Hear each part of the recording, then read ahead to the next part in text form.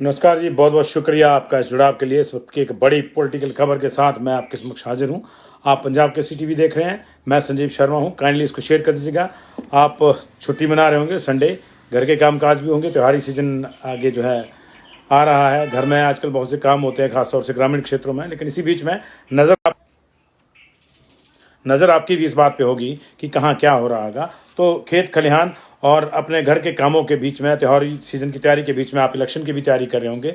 तैयारियां दोनों दल भी कर रहे हैं। कांग्रेस के बारे में कहा जा रहा है कि लगभग 50 से 55 सीटें जो है उनकी क्लियर हो गई हैं और अब कुछ ही सीटों का जो मसला है वो बचा हुआ है। दावा यहाँ तक भी किया जा रहा है कि 60 होगी। 40 हमने आपको बड़े पहले बता दी थी। जब आएंगी तो उस सूची को आप देख लीजिएगा, वही निकलेगी। ये हमारा पूर्ण विश्वास है। एक आध कोई हो जाए तो अलग बात है, अन्यथा हमें लगता नहीं कि उस सूची में कोई फेर बदल होगा। बाकी 28 है, वो भी आ जाएगी। उसमें से अभी कहा जा रहा है कि 8 रखी गई है। चलिए, कांग्रेस की सूची का इंतजार आज का है। संभवतः आज आ जाएगी, नहीं भी आएगी तो कल आ जाएगी। उसमें कोई बड़ी बात नहीं है।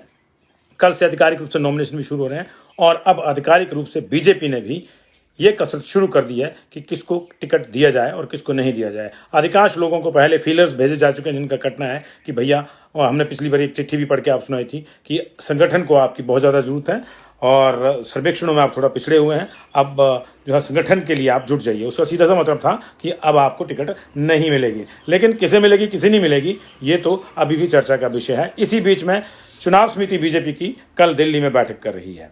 आज शाम को एक छोटी टोली की बैठक होगी। छोटी टोली समझते हैं ना, क्षमा बड़न को चाहिए छोटन को उत्पात। तो उत्पात करने वाली जो छोटी टोली है, ये भी सूचना है कि वो बैठेगी। ये मैं लाइटर बीन में कह रहा हूँ। मेरा किसी को आहत करने का कोई मकसद नहीं है कि किसी को ये लगे कि मुझको छोटी टोली में रख लिया। छोटी टोली में भी बड़े बड़े नेता हैं वहाँ पे।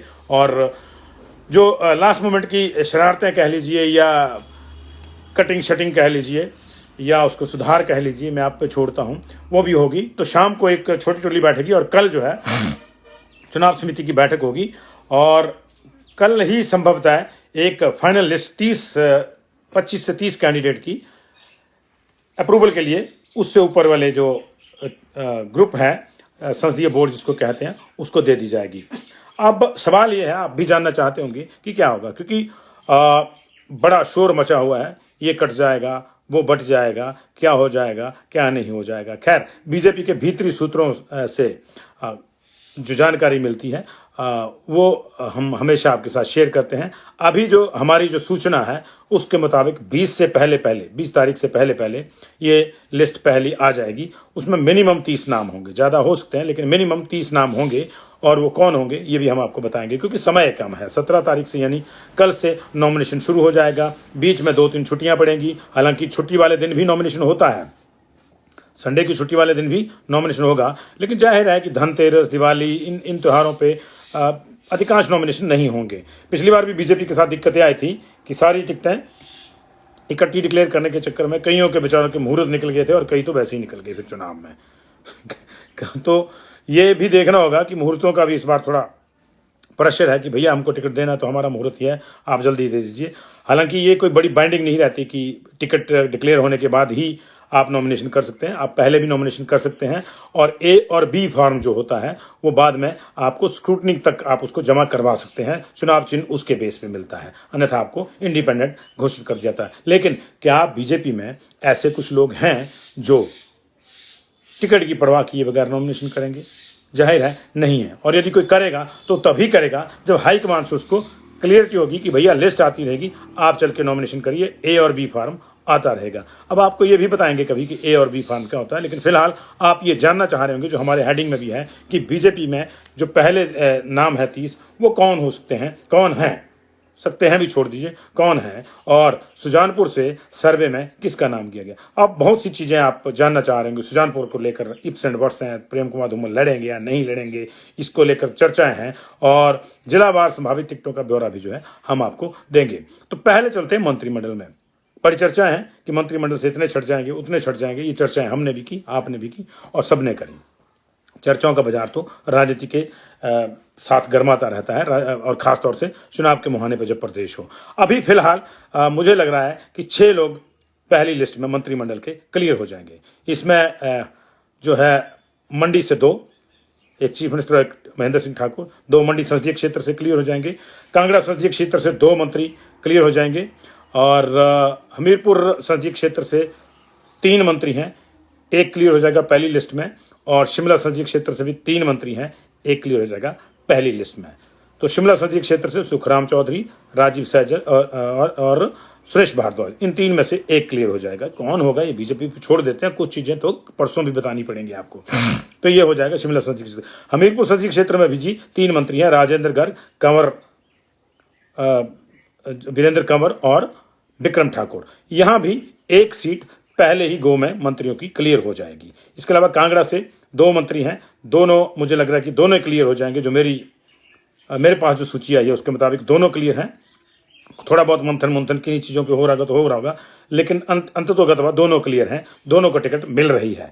और मंडी के 4 हैं, 2 मंडी से माननीय मुख्यमंत्री जी, उनकी टिकट का तो कोई प्रश्न ही नहीं है। महेंद्र सिंह ठाकुर 2 ये हो गए, और इसके अलावा जो है गोविंद सिंह और रामलाल मार्कंड मंडी संसदीय में है। तो 2 क्लियर हैं, 2 अभी रुकेंगे। तो जाहिर है कि 2 जो जिनका नाम अगली सूची में आएगा उनमें रामलाल मार्कंडे और गोविंद ठाकुर होंगे। पहली सूची में शायद इनका नाम नहीं आएगा। ये बीजेपी की स्ट्रेटजी भी हो सकती है। आप ये भी कह सकते हैं कि इनके टिकटों पर विचार चल रहा है कि देनी या नहीं देनी है, ये हमको नहीं मालूम। ये स्ट्रेटजी भी हो सकती है कि ठीक है फेज वाइज में आप इसको करिए। तो ये जो है मोटा मोटा मैंने मंत्रिमंडल का आपको बताया कि 6 जो है क्लियर हो जाएंगे, 2 2 1 1, 4 संसदीय क्षेत्रों में से 6 मंत्री पहली लिस्ट में इनका नाम क्लियर हो जाएगा कि जाइए और लड़िए। वैसे अंदर की सूचना यह है कि कोई शायद 1 या 2 से ऊपर ज्यादा मंत्री जो हैं वो ड्रॉप नहीं होंगे। उसकी वजह मैंने आपको पहले भी बताई थी कि कई जगह ड्रॉप करना चाहती है हाईकमान, लेकिन विकल्प नहीं है।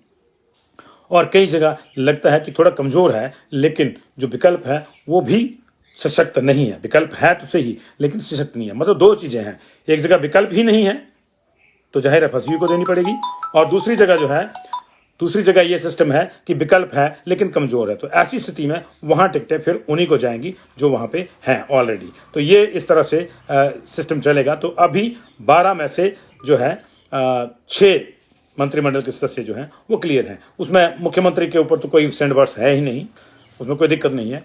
महेंद्र सिंह को भी जो है कई चर्चाएं थी कि उनको उनकी जगह पे कुछ और देखा जाएगा, लेकिन अंततोगत्वा वही चुनाव लड़ रहे हैं। ये है। अब बात करते हैं जी जिला वाइज, 12 के 12 जिलों की हम आपसे चर्चा करते हैं कहां से कितनी टिकटें क्लियर होगी। शिमला में 8 सीटें हैं जी कुल मिला के।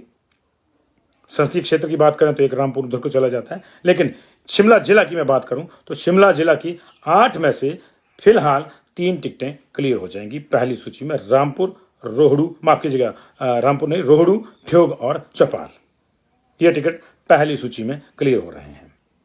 इसकी हमारे पास पुख्ता सूचना है ये हमारी।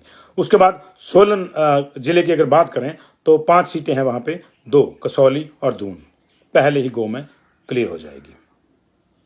अब थोड़ा सा इसमें आप देख भी लीजिएगा इसको, सारे फार्मूले को मैं बाद में बताऊंगा फार्मूला क्या है इसमें। सिरमौर में 5 सीटें हैं और 3 क्लियर हो जाएंगी पहली सूची में, 3 क्लियर हो जाएंगी। पौंटा, नाहन, शिलाई ये क्लियर कर दी जाएंगी। सोलन में कसौली और दून क्लियर कर दी जाएंगी पहली सूची में। जो 20 को आती है, 21 को आती है, 19 को आती है, हो सकता है परसों ही आ जाए, 18 को ही आ जाए। वो अब क्योंकि इतना समय नहीं है, सूची को आना ही है। अब वो वक्त जो है ज़्यादा इंतजार का रहा नहीं है। तो ये सिरमौर हो गया जी। ऊना में 5 में से 4 सीटें क्लियर हो जाएंगी जी। 4 सीटें ऊना में क्लियर हो जाएंगी। सदर, ऊना की, कगरेट, हरोली और कुटलहर। चिंतपूर्णी सीट पे मंथन अभी चल रहा है। मंथन का मतलब ये नहीं है कि जो सीटिंग है उनको नहीं मिलेगी। मंथन का मतलब ये भी नहीं है कि उनको ही मिलेगी। ये मंथन तो यही होता है, मंथन में क्या निकलता है वो फिर मथने के बाद ही पता चलता है। तो वो मथा जा रहा है, लेकिन पहली सूची में ये 4 ऊना की क्लियर कर दी जाएंगी। बिलासपुर में अभी सिर्फ 1 सीट क्लियर की जाएगी, वो है श्री नैना देवी जी वाली सीट, वो क्लियर कर दी जाएगी। बाकी 3 सीटें 4 में से अभी उन पे मंथन है, और मुझे लग रहा है कि ये मंथन एंड तक चलेगा, क्योंकि राष्ट्रीय अध्यक्ष का गृह जिला है तो फिर वो उन्हीं के ऊपर छोड़ दिया जाएगा सारी चीज़ें। इसलिए जो सर्वेक्षण हुआ है उसमें भी जो है ये मामले नहीं हैं। और हमीरपुर में अभी 1 सीट क्लियर होगी, वो है नदौन की।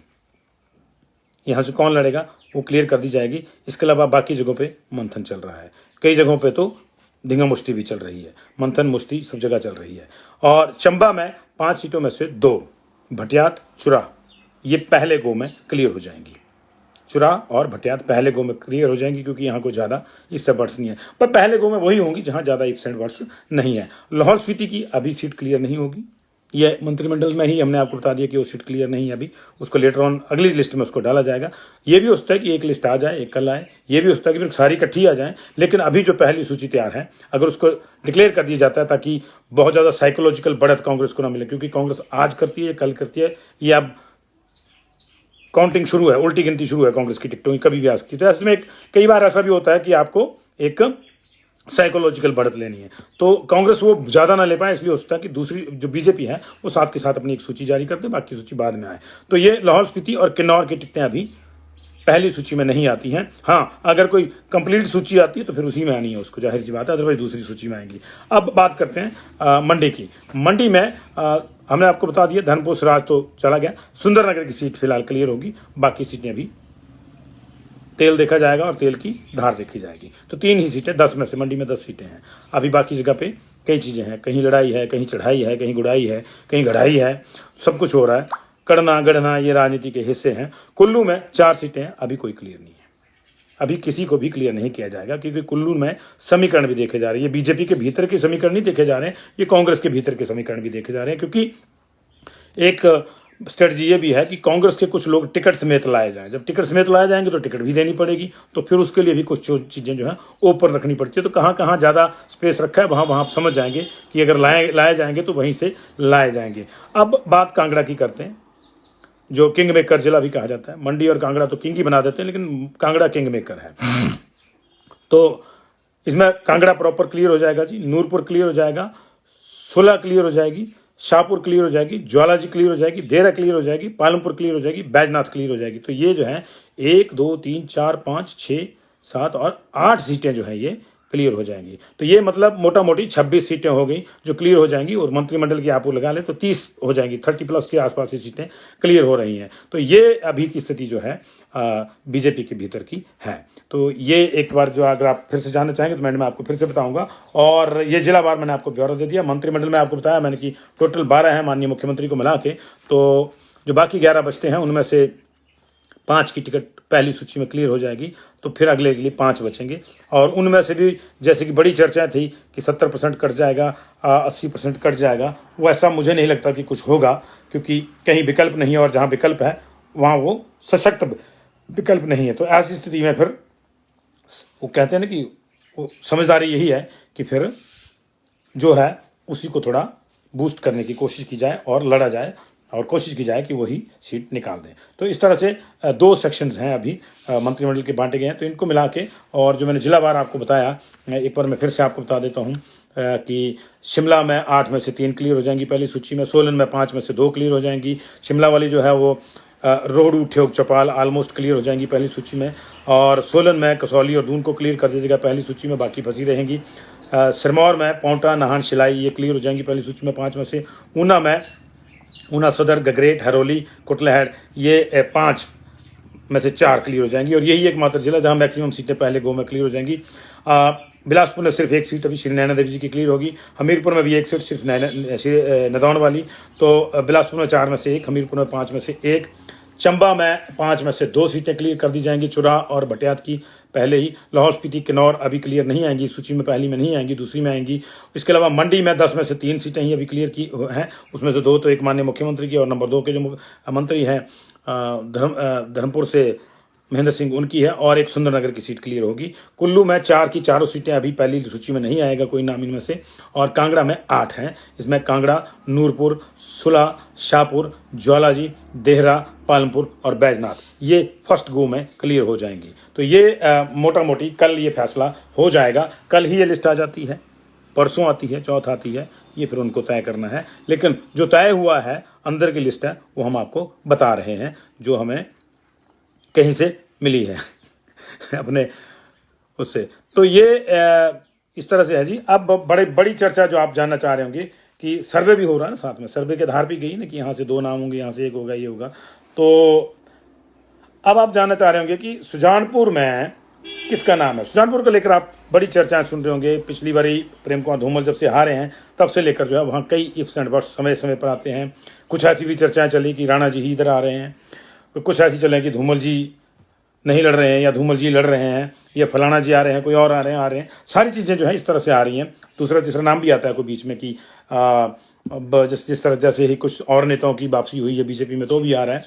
तो क्या है क्या नहीं है, लेकिन इस सारी के आसों पे जो लेटेस्ट अभी गया है मामला ऊपर चुनाव समिति के समक्ष, जिसको आगे बड़ी हाईकमान के समक्ष रखना है, उसमें सिर्फ एक ही नाम है, वो है प्रेम कुमार धूमल का। अब ये हाईकमान को ही तय करना है। हाईकमान में भी शायद वो ऊपर के 3 लोग ही तय करेंगे कि प्रेम कुमार धूमल चुनाव लड़ेंगे या नहीं लड़ेंगे। ये मामला वहाँ पे है, लेकिन यहाँ से सिर्फ और सिर्फ एक ही नाम गया है। और ये बहुत इंपॉर्टेंट मामला इसलिए है कि अगर प्रेम कुमार धूमल को टिकट मिलती है तो भी, और अगर नहीं मिलती है तो भी, ये बीजेपी के कई समीकरण से तय होंगे।